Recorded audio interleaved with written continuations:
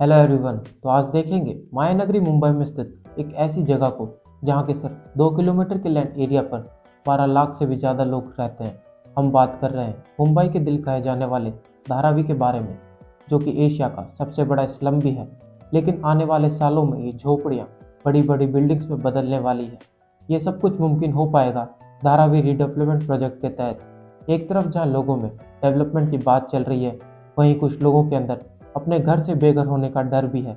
तो चलिए आज इस पूरे प्रोजेक्ट को एकदम अच्छे से देखते हैं। In the centre of Mumbai's CBD, the Dharavi slum is on prime real estate. A million people live here, making it one of the world's most densely populated places. They navigate narrow passages and a canopy of wires to get to their homes. Dharavi, Asia's largest slum cluster, is set for a facelift with the Adani Group emerging the highest bidder for the Dharavi redevelopment project. Dharavi redevelopment से जुड़ी हुई खबर। Dharavi redevelopment project की बोली को Adani group ने जीत लिया है। मुंबई के बीचों बीच सिचुएटेड ये धारावी इंडिया का मोस्ट लिटरेट स्लम एरिया है। मुंबई में जब लोग काम के लिए आने लगे तो उनके लिए सबसे सस्ता ठिकाना था धारावी।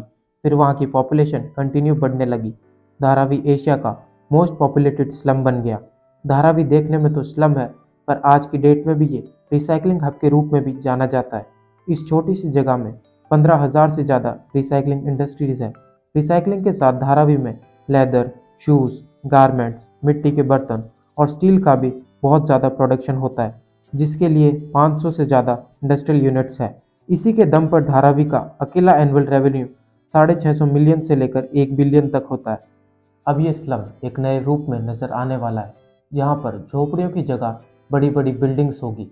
ये सब कुछ होने वाला है धारावी रिडेवलपमेंट प्रोजेक्ट के तहत, जिसका टेंडर पिछले साल अडानी ग्रुप्स को 5069 करोड़ रुपीस की बिड पर दिया गया।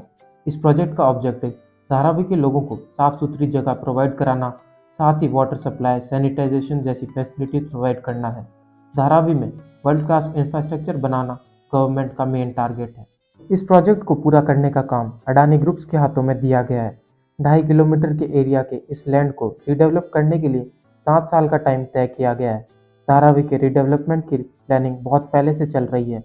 1997 में महाराष्ट्र गवर्नमेंट ने धारावी के रिडेवलपमेंट के लिए स्पेशल प्लानिंग अथॉरिटी बनवाई, लेकिन 2011 में इस टेंडर को ये बोल के मना कर दिया गया कि धारावी के रिडेवलपमेंट के लिए एक मास्टर प्लान चाहिए होगा।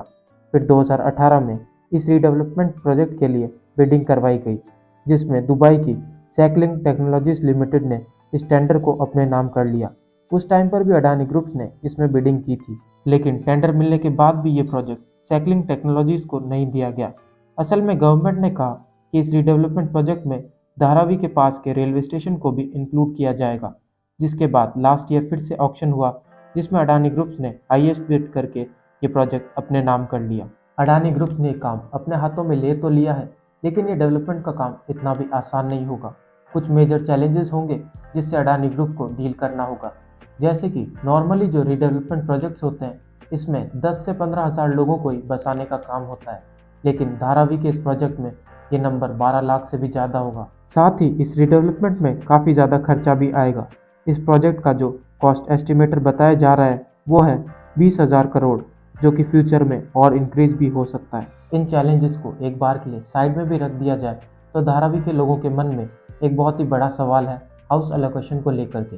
उनका कहना है कि उन्हें 400 स्क्वायर फुट के घर का वादा किया गया है, लेकिन इस पर अभी तक अडानी ग्रुप्स ने कुछ भी नहीं कहा है, जिस पर अभी कुछ पॉलिटिकल डिस्प्यूट्स भी देखने को मिल रहे हैं। एक और अनाउंसमेंट जो कि गवर्नमेंट ने की है कि 1 जनवरी 2000 से पहले के जो भी लोग धारावी में रह रहे हैं, सिर्फ उन्हें ही फ्री में घर मिलेगा, और जो लोग 2000 से लेकर 2011 के बीच वहाँ पे आके बसे, उन्हें इसके लिए प्राइस पे करनी होगी।